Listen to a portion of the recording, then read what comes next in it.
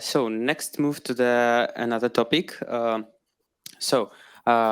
You know that I want to talk about startup fundraising, and the classic way is to exchange a part of the equity into some funds from the venture capital and so on. And the next step, what we remember is Kickstarter and another fundraising platform. There, people get some merch, like maybe T-shirt or part of the name in some documents that they funded. And what do you think about the fundraising of future tech startup? Like, imagine that, for example, Boston Dynamics start not from the rising from the equity by the SoftBank, but starting selling the NFT cards with the robots and some kind of simulator where people could use their robots in some sandbox. What do you think about fundraising for future tech startup through the gamify, the NFTs and cryptocurrency? I mean, like ICOs? The next form of ICOs. Like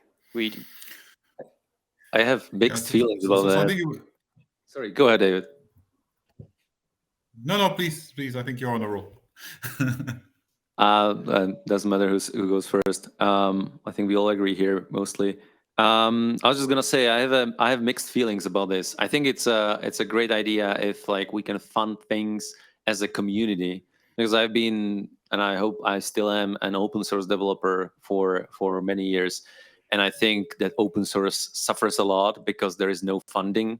And if there is funding, it's mostly by hiring the open source developers to an enterprise. And then the person, instead of working on the open source project, works on the product built on top of that open source project. That's a common problem of open source projects. So I believe that funding through community like DAOs and things like that makes a lot of sense if the money and the whole thing is spent and let right. I'm worried that we will see, and it will not better the media and public perception of the whole crypto space. We will see a lot of projects which get funded by public through these NFT drops and all these things and tokens and whatever, and then it's just gonna end up like they don't do anything, or they don't deliver, or it takes them twice the time, and the public will be furious.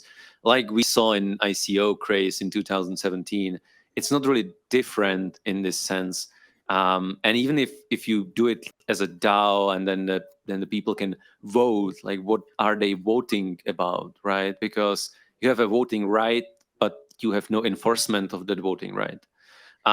If you are a shareholder and there is a shareholder meeting, there is some enforcement. If there's most of the shareholder agrees, that company has to go in some way. But with DAOs, there is nothing like that, and there is no, like, there is enforcement in that contract that something is recorded somewhere, but then like who enforces that record of that idea or the decision on the people that actually have to execute on it?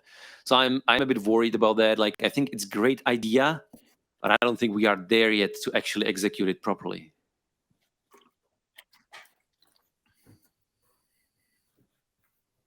Oh.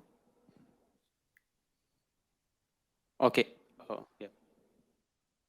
So I just wanted to say that you said it all. Yeah, I understand. It's all to it.